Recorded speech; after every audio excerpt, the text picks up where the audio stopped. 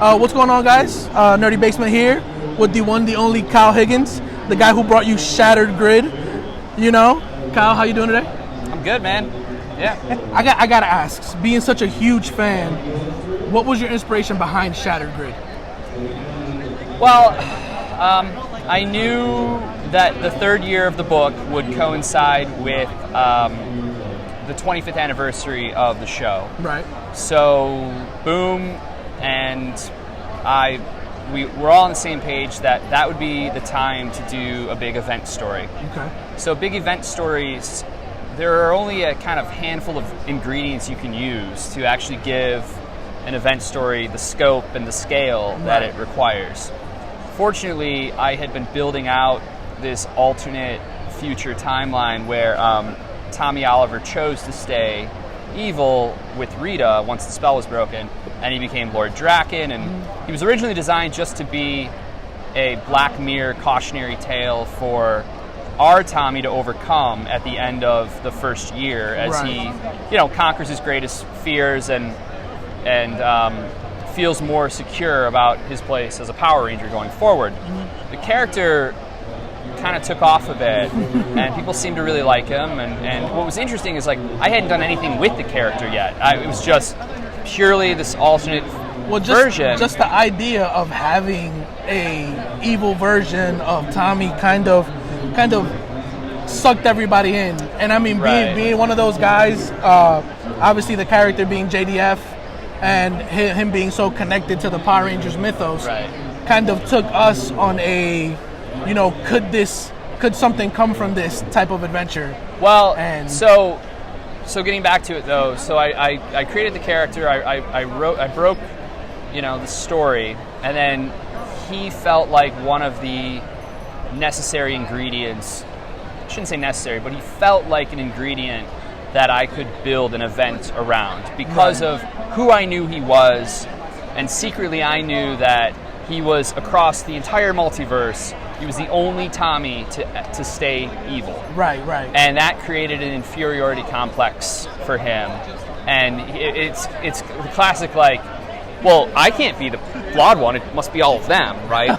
And so that mixed with a little bit of, Jet Li the One, breaking time and space across the grid, creating pocket universes so that all the different eras of Power Rangers could exist at once, and then him trying to amass power to become one with the grid so he could be essentially God. Right.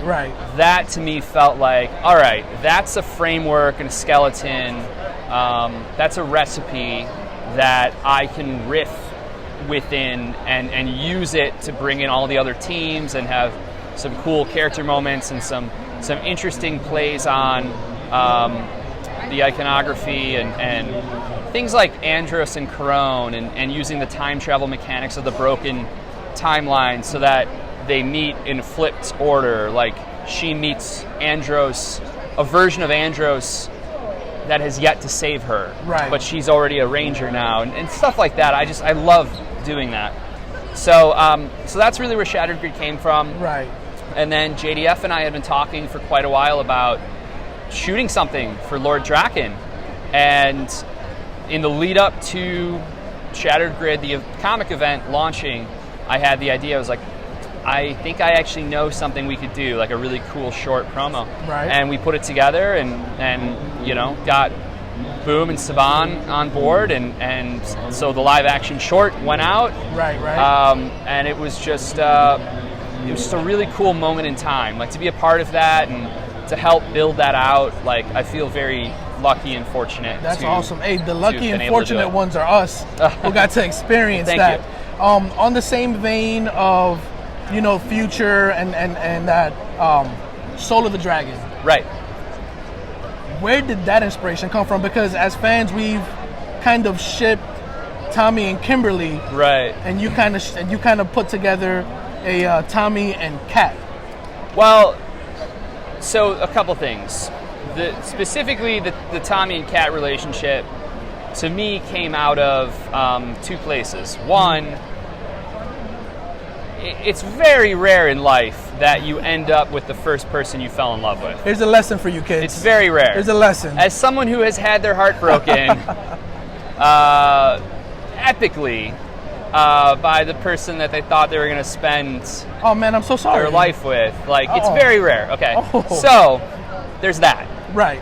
The second thing is that I knew that Dimensions in Danger, that episode, I knew that it was coming up and that it was going to be alluded to that Tommy and Kat were in a relationship there. That's the 25th anniversary. Yes. Okay, right. So those two components for me, and the idea that Tommy had a son, I knew that was going to be in Dimensions in Danger as well. Right. So I said, okay, well, I can kind of maneuver with that, and that became the genesis for this older Tommy kind of tale.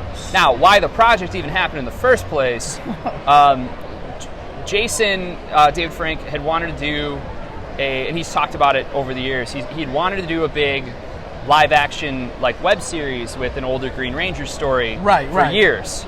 And ultimately, Saban ultimately said, like, hey, we should do an older Green Ranger comic book.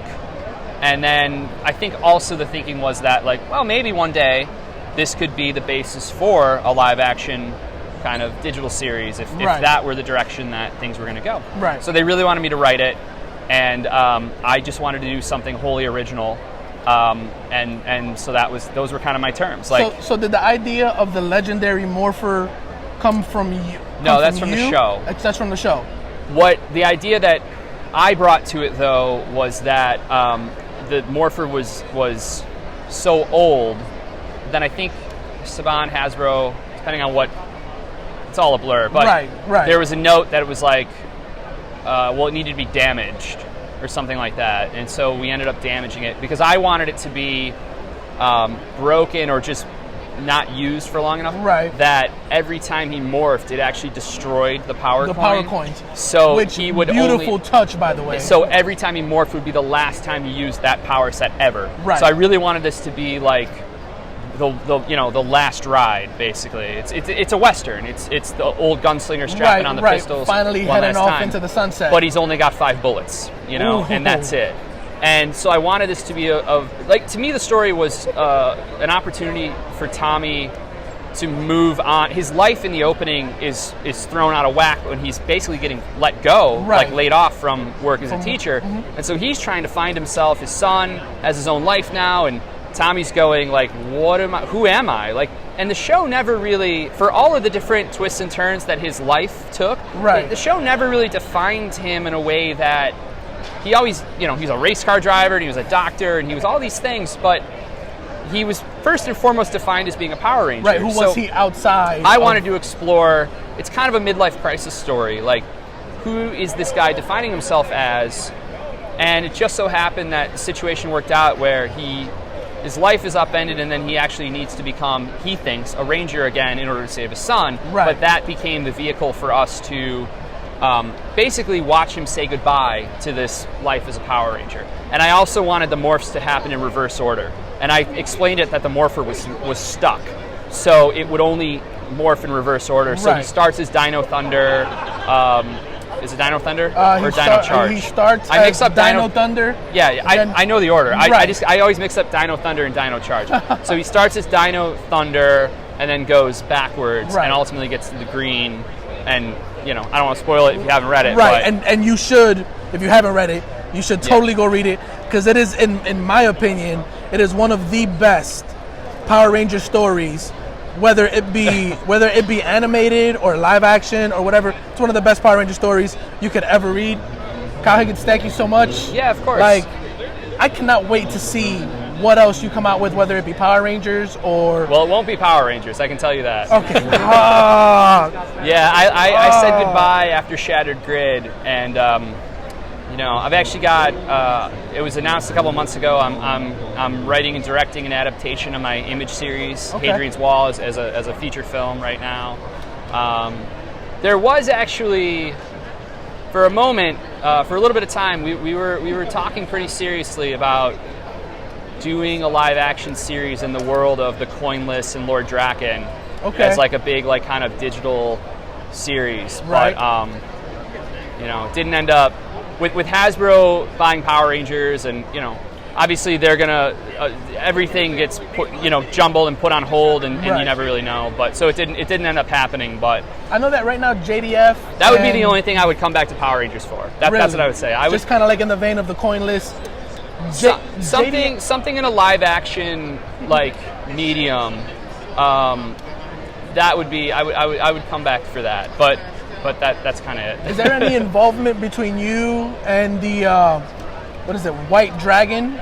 No. That JDF is adapting right now? No, that's Aaron Shanky, Bat in the Sun, and I think before I did Soul of the Dragon, I know Aaron was a part of talking, like Aaron and JDF wanted to do, the older Green Ranger web series thing, but that all got split out, and so Soul of the Dragon was my, my original story and creation.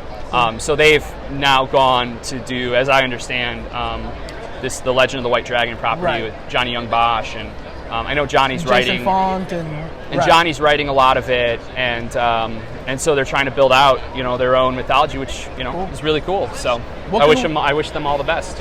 What can we expect going forward from you? What projects are you working on that you can talk about?